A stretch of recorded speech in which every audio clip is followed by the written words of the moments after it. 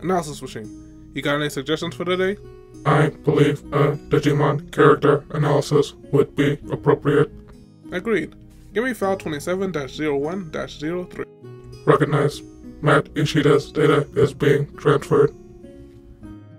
Digimon, digital monsters, Digimon are the champions. Digimon, digital monsters, Digimon are the champions. Matt is the holder of the Crest of Friendship, and unspoken co-leader of the original DigiDestined group.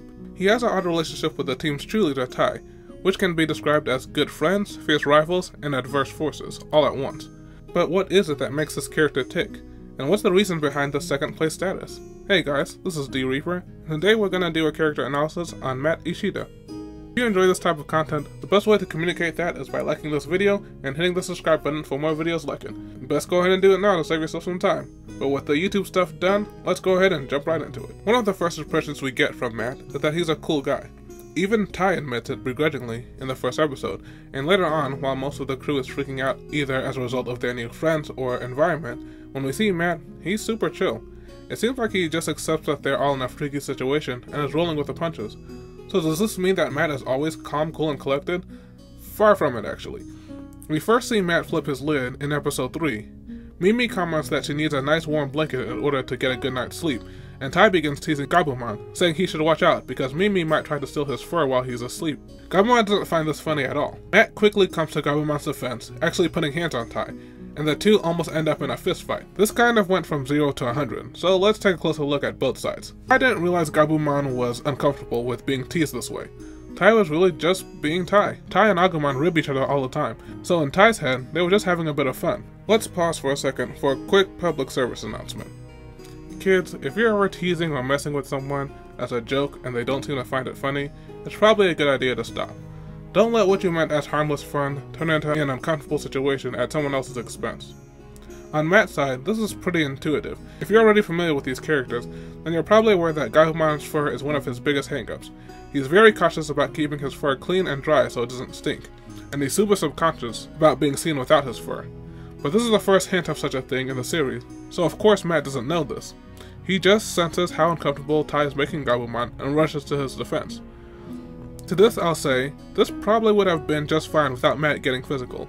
Since Tai is clearly oblivious of how uncomfortable he's making Gabumon feel, Matt could just point out that Tai seems to be the only one who's enjoying his little joke, or he could have had a private conversation with him later on. As it was, Matt only served to escalate a situation that was probably already in the process of winding down. Although Matt likes to put up a front of indifference, we can see he cares a lot. One of the reasons for this cold facade is just because he's embarrassed to show how much he cares. Neither Gabumon or TK are fooled when Matt tells Gabumon to sleep by TK to keep him warm, and Matt seems pretty flustered by the fact that his deception was so easy to see through. But there might be more to Matt's cool exterior than just that.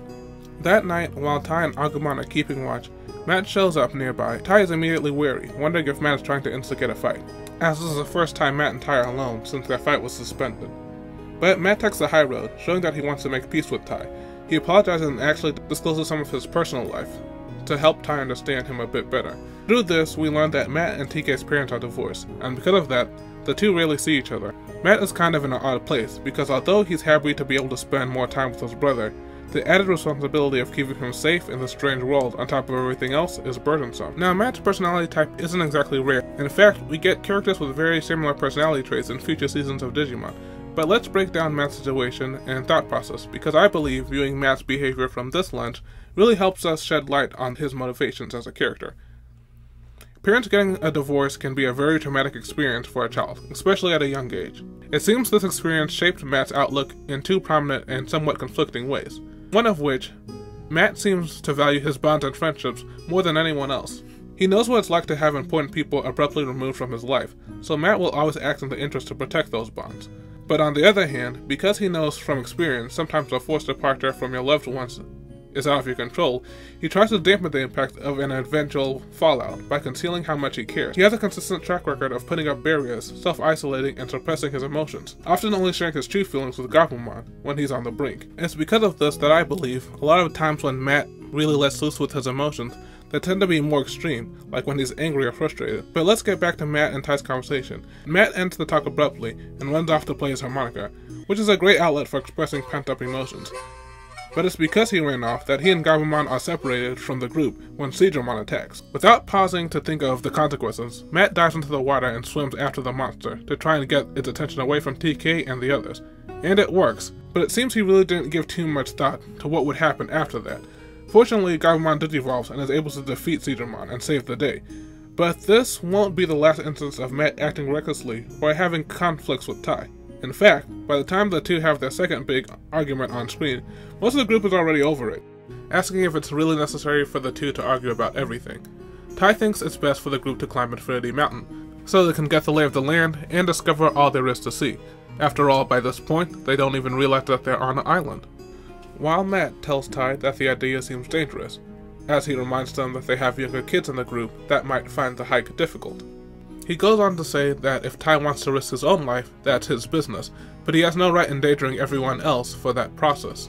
It might appear that Matt is just being defiant for its own sake, but taking a closer look, it seems most of Matt's outbursts involve his concern about the group's safety. If Tai's the de facto leader at this point, you could say Matt is its safety monitor.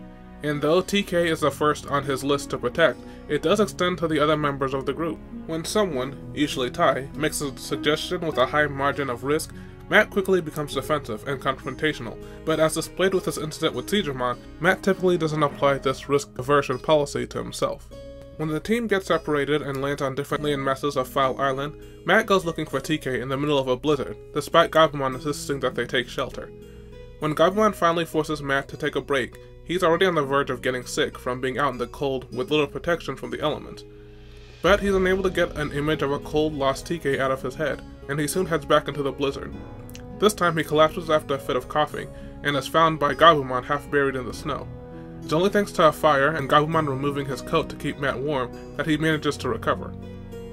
Shortly after Matt recovers, the two are reunited with Tai and Akumon, and as the two share a bro moment, it's clear to see that even though these two butt heads a lot, each one sees the other as a good friend. Though unfortunately, these two are like cats and dogs, and it's not long before tensions start rising. When Gabumon starts sneezing due to being without his coat for several hours, Tai asks why Gabumon is sneezing when he's the one with the fur coat. At this, Matt quickly gets heated and snaps back at Tai. Don't get me wrong, I like Matt, but he can be a lot. He's like that one friend in your friend circle that whenever you try to have a conversation with somebody else, they jump in and answer for them with an attitude. Like, chill bro, this isn't like before when Tai was teasing Gabumon. This was just a statement made from simple observation, and as Tai explained, he just wanted to know what was up so he could see if they could help him. If I was Tai, I'd be like, okay Gabumon, I'm just not going to talk to you anymore. They're able to move past the comment, but Matt is in a fighting mood. Since they learned from Frigimon that it seems each kid landed on a different island, Matt tries to brainstorm how they can reunite with the others, but Tai shoots down his ideas, which become progressively less rational. As they're getting exasperated, Tai finally exclaims that they're on the same side, and he'd be willing to help him build snowboards to find a way off the island if that's what it took, but he needs to calm down. Tai then starts talking about seeing the bigger picture, referring to Devimon's plan, how he deliberately separated them, and how they're all now on a different floating island that seem to be heading for a set course. But Matt accuses Tai about not caring about their friends, and takes off saying he would find everyone without his help, and Tai could just do whatever in this strange world. Tai manages to catch Matt and tackles him to stop him from running away. At first it seems like Tai is trying to match Matt's energy, but then his voice takes on a softer tone, as Tai starts to explain that he knows how Matt feels. Which might be true, considering that he also has a younger sibling that he's very protective of. But Matt's done talking, and he slugs Tai in the face. Well, that lasted a solid 10 minutes, but with none of the other kids around to stop them, the two end up having a brawl. They go back and forth for a bit, but when it looks like Tai's really about to lay into him, he finally breaks down, admitting that the reason he's acting so irrational is because of how sick with worry he is about TK. But there's no breathing room to be had, because after almost falling off a cliff, they get attacked by another Digimon. In the aftermath of the fight, Gabumon sees that the island that they're on is filled with black gears, and after they're destroyed, the gears repair themselves, and the island begins going in the opposite direction, back towards Infinity Mountain.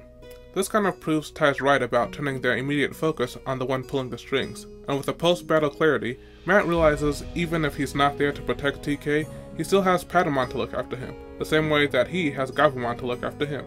After the group defeats Devimon, and Genai gives the group the task of going to the server continent, Matt gets into another fight with, yep, you guessed it, Mimi of course. Nah, not really. Matt actually barely talks directly to Mimi this whole series. It's Tai. Again. So what are they arguing about this time, you ask?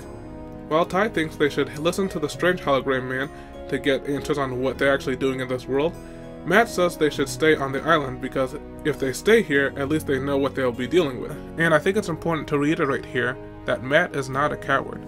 He's already shown great feats of bravery even this early in the story, some of which we've already referenced. He's not argumentative just for the sake of causing conflict.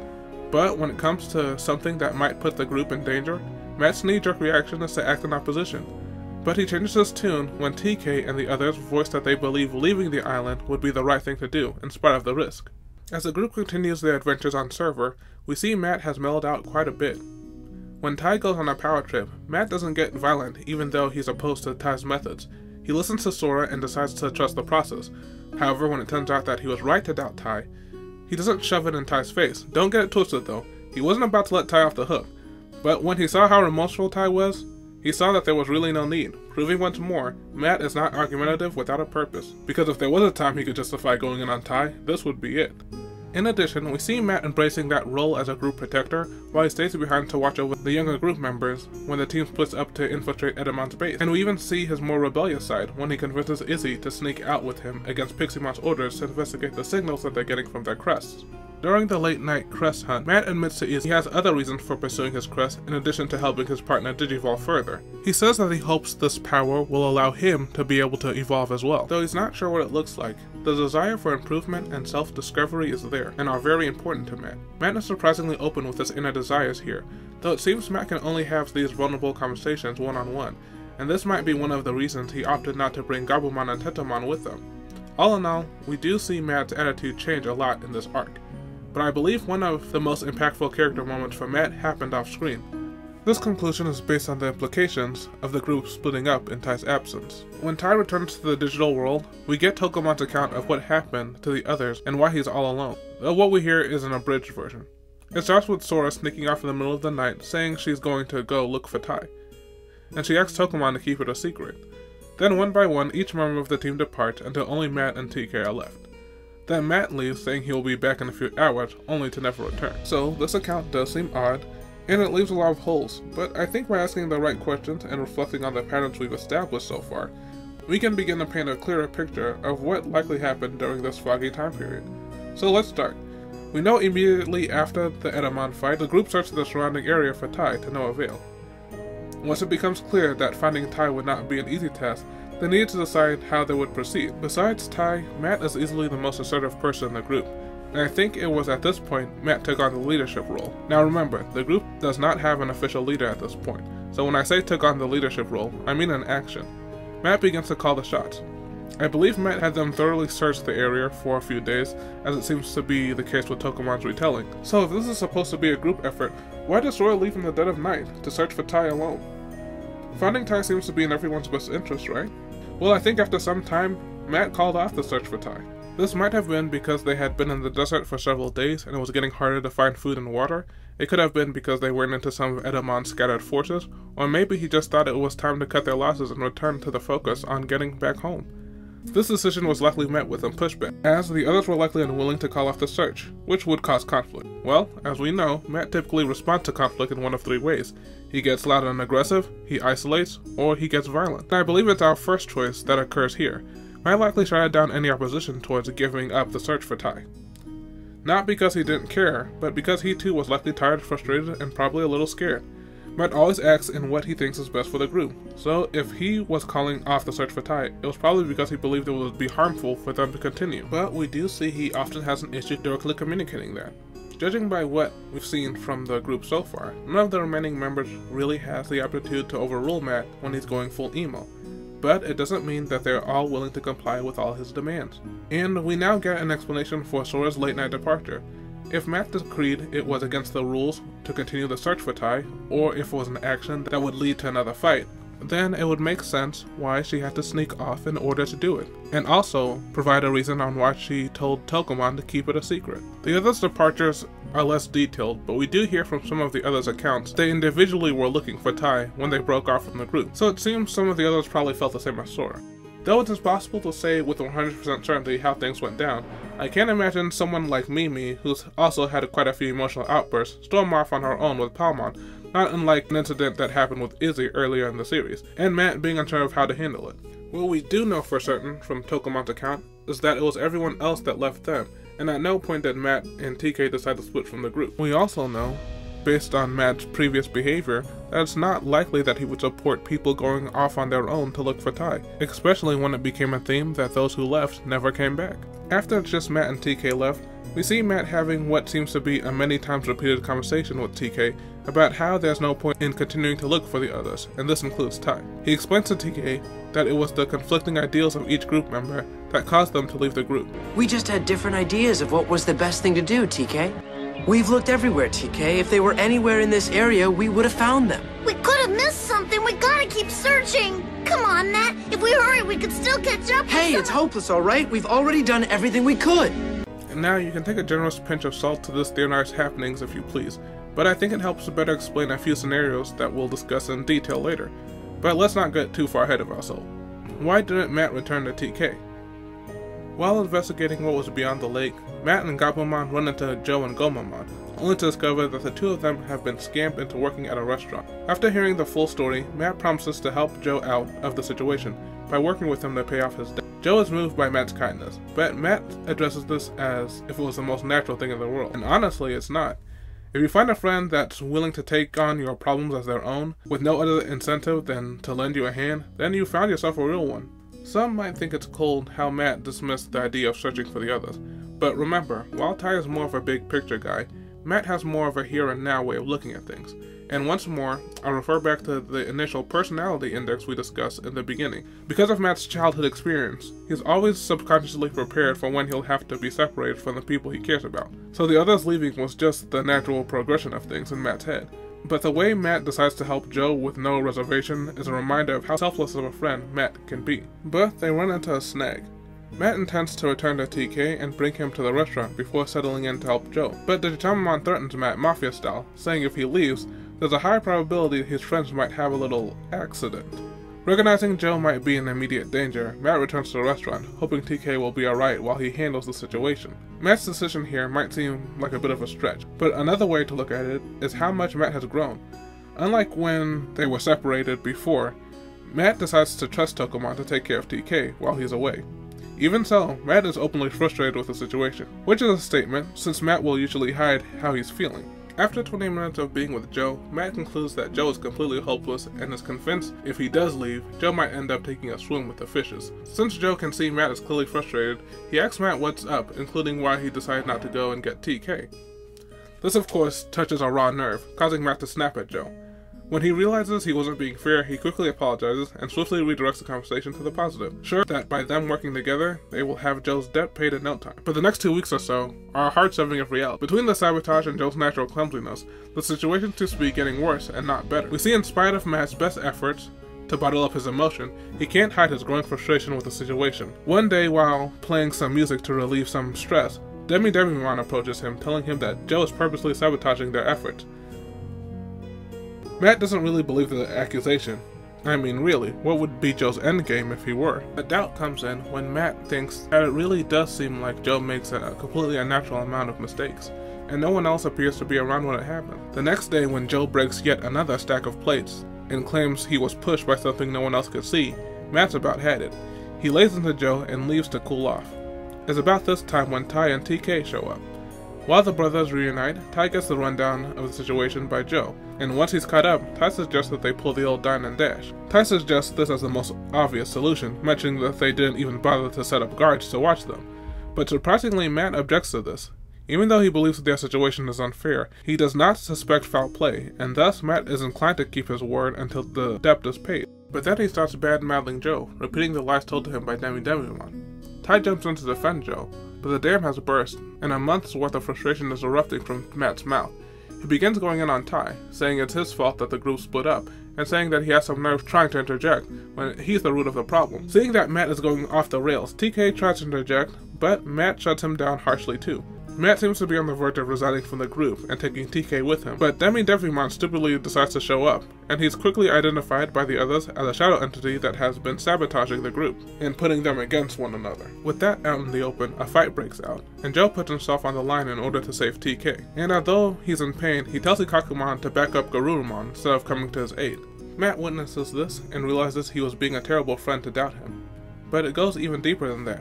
Matt reflects that he was wrong to believe he could succeed on his own, and refers to how easily he was deceived. He begins to understand his friends don't just make them a stronger team, but they make him stronger as an individual. With this revelation, Matt's crush begins to glow, and Gabumon gets the power to digivolve to the ultimate level and defeats Digimon. After the fight, Matt gives a heartfelt apology to Joe, showing once more Matt is both able and willing to own up to his behavior, once he's calmed down. But notice he still does get quite embarrassed when being honest about his feelings.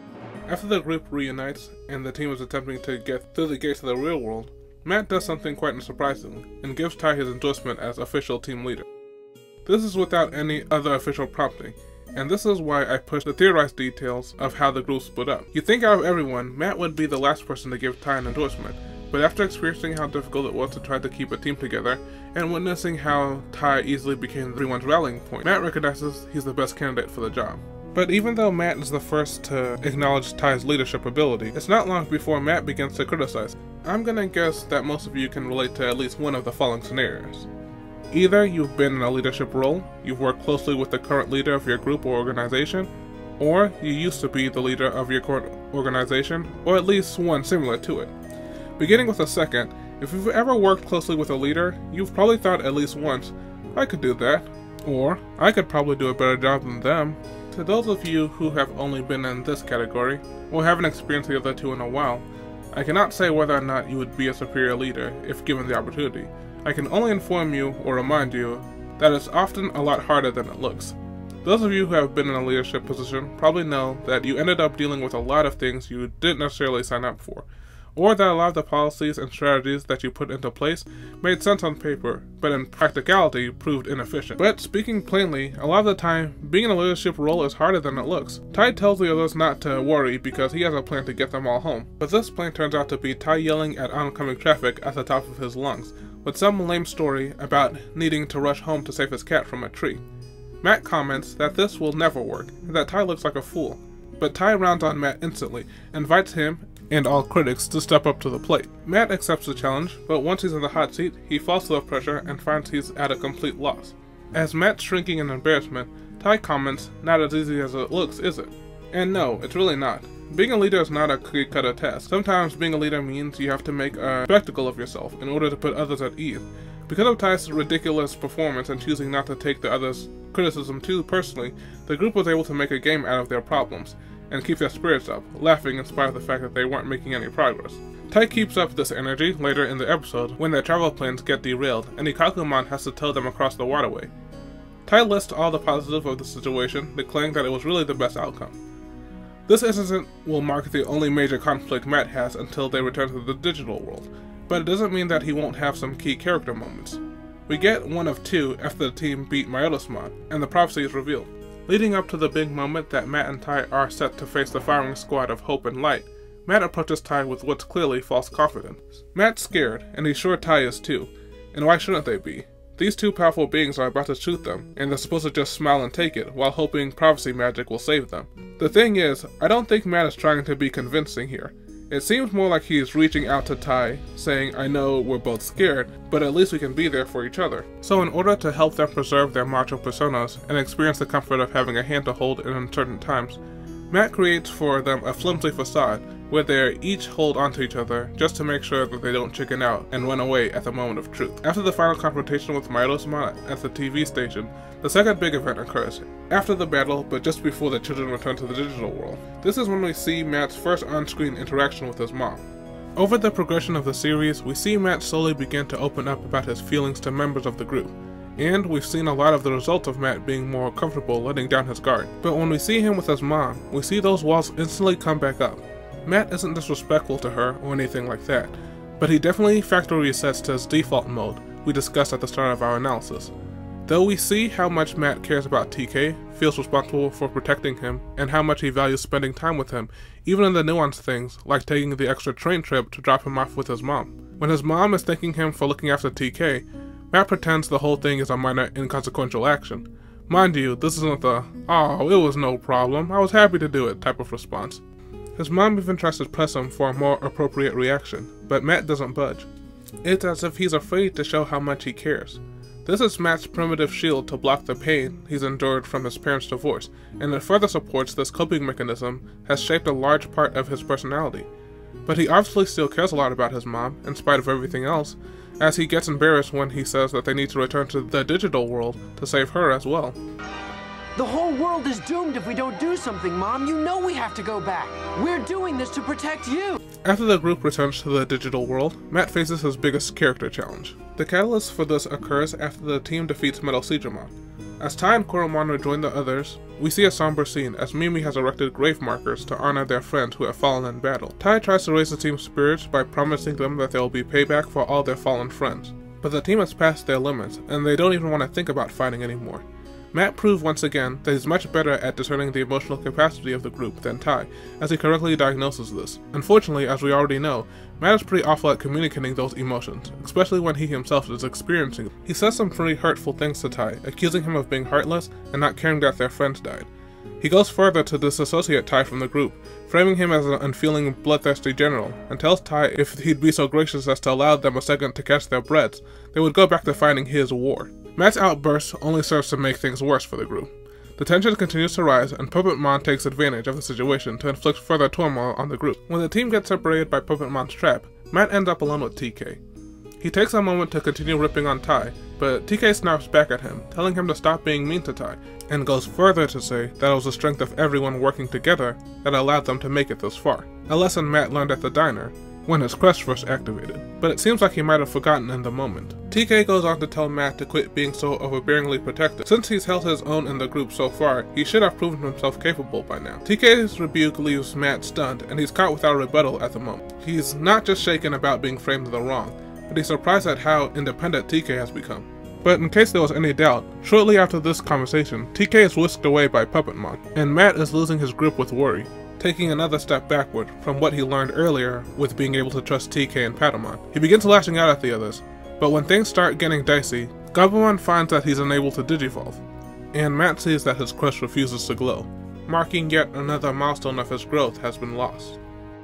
Matt is in the middle of yelling at Sora for allowing Birdramon to destroy a henchman that might have been a potential lead to TK, when TK himself comes running towards the group, announcing he managed a major victory over Puppetmon. Matt is obviously relieved to see him, but as he watches the other praising TK, he becomes extremely burdened by his previous actions, as well as his recent conversation with TK. He walks off into the woods once more, choosing the path of isolation, and it's not long before the group is out looking for him. We're always walking around searching for someone. You know, I'm not so sure we should be trying to find him. Everyone needs to be alone sometimes. I should know. So, we've talked a lot about isolation in this review, and since Gabumon speaks up here, we can take a moment to extrapolate. To put it in simple terms, there are two types of isolation. Sometimes you need some quiet time away from the chaos to cool down, collect your thoughts, and reflect on your platitudes. This is the healthy type of isolation Gabumon is referring to, and typically results in the individual feeling calmer, rested, and focused. Then there's a negative form of isolation that leaves the individual feeling cut off, left out, lonely, and confused. We've seen Matt practice healthy isolation as a coping mechanism when he runs off to be by himself and plays harmonica. But the majority of the time, Matt falls into the negative isolation category, where he's consumed by anxiety, paranoia, and negative thoughts, which is what happens now. When Matt is alone with Gabumon, we see Matt falling into a serious spell of self-doubt. He recognizes that everyone else has become better, stronger, improved in some way, except for himself. He begins to wonder if the others have outgrown him. Matt's turmoil hits harder when you take into account his desire for self-improvement that drove him to go after his crest. But if his crest won't even glow anymore, then clearly he's going backwards. He sees himself as a failure. As Matt is drowning in self-doubt, Cherrymon moves in to put the final nail in the coffin. He tells Matt that if he really wants to change, he'll need to defeat his greatest obstacle, which of course turns out to be Tai. At first, Matt is not taking the bait. He sees it as a sick joke or an obvious trap. Matt is getting ready to walk away and leave the tree in the dust, but when Cherrymon uses his trump card, Matt is powerless in no smart part because he's subconsciously been doing it all along his journey. What exactly is this trump card, you ask? You should know, you've done it, and so have I. Just about everyone who's watched Digimon has done. I bet some of you are doing it right now. And that is comparing Matt and Tai. And I have to say, these two have a truly outstanding rivalry. As you all know, rivalries in anime are quite common. Almost everyone's got one. But when you think of even some of the most iconic rivalries, I'd say a lot of them really don't even measure up to Matt and Tai. Think about it. Goku Vegeta, Naruto or Sasuke, Kaiba or Yugi, Ash or Gary. Regardless of who you choose to root for, it's always pretty clear who's right and who's wrong. One character is near flawless, and the other is borderline evil. But with Matt and Tai, it's quite different. Both of these characters are great in their own way, but they're also shown to be quite flawed, and require a lot of growth through the duration of the series. And besides this specific incident, there's not a clear distinction on who's wrong and who's right. It's more circumstantial, and better described as who's more right or who's less wrong in a specific scenario, which often comes down to a manner of how you choose to view it. I wonder how Matt would vote. Knowing him, he'd probably go the safe route. Cherrymon attacks Matt's insecurities, pointing out that he's inferior to Tai, cursed to live in his shadow, and the only way that he can escape this fate is to prove himself Tai's equal or better. As Matt falls deeper into his self-doubt, Gabumon shares some very powerful words of wisdom. Alright, last service announcement for this video, so listen up everyone. Comparing yourself to other people is a very unhealthy practice. Judging your self-worth by how you measure up to someone else is not only harmful and devaluing, it's also inaccurate. At best, it can give you a false sense of superiority, and at worst, it can cause excessive heartache and self-loathing for you not measuring up to something that you were never meant to be. You can think of it like comparing a wrench to a hot dog. You might think, this hot dog is useless. Why would I need a hot dog when I need to tighten this loose screw? But later on, when you're hungry, you'll wish you still had that hot dog. People are created differently to serve different purposes. So instead of devaluing yourself, wondering why you can't do something as well as someone else, utilize that energy in finding what your purpose is. Alright, back to the review. Well, with the dark place Matt is at now, even Gabumon's wisdom can't pull him out. So Gabumon does the next best thing. He dives down to meet Matt in his sorrow, and assures Matt no matter what happens, he will not go through it alone, because right or wrong, Gabumon will not leave his side. This declaration of loyalty and show of unwavering friendship reminds Matt what friendship is all about, and his crest starts glowing again. And after they've powered up, the two approach the group with icy resolve. It's kinda sad to see how happy everyone is to see them, only to be forced into a fight. It's another testament to how disorienting isolation can be. Matt believes the team is better off without him, and people don't really want or need him.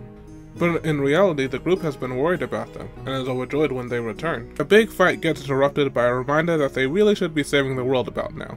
Once more, in the post-battle clarity, Matt realizes how wrong it was to attack Tai. Given what just happened, he can't be convinced that being part of the group is the best thing right now. So he leaves with Pseudomon, saying that he'll be back when he gets his head straight. So in the end, Matt still chooses the path of isolation, but leaving the group on peaceful terms seems to show this round of isolation will be a healthy one. And yes, we are cheating a bit, because when the group is in trouble, we see Matt pop in to intervene in the fight with Puppetmon. Matt and Metal Garurumon are overflowing with friendship, and since that appears to be Puppetmon's greatest weakness, he's completely powerless against them. But it's in the last battle, when Tai and the others need him most, that Matt returns to the group to close his character arc. Tai beaten and barely conscious, Matt scoops Tai into his arms and finally confesses his feelings. Of friendship. Of undying friendship. Cool it, Taito fans. You nasty. And with the power of friendship, the day was saved. Honestly, in a world where the power of friendship can be weaponized as an actual power source, Matt really should be more OP, but I digress. So there you have it, our character analysis of Matt Ishida, our cool and cautious co-leader, and how he overcame trauma and isolation through the bonds of friendship. Matt is a complex character, and easily one of the most layered characters in Digimon. He has his hang-ups, true, but he's proven he'll always be there when his friends need him most. And as they say, a friend in need is a friend indeed. Hey guys, this is D Reaper, and if you made it this far, we just want to say thank you for watching. So what are your thoughts? Did we get it right, or did we miss the mark? Let us know in the comment section. And if you can spare an extra 5 seconds, help us out with a like and sub. It makes a big difference for the channel. And with that said, it's about time we make our exit. My name is D Reaper, and I'm a YouTuber for fun. Today's challenge, make a new friend. Good luck, and we'll see you all in the next one.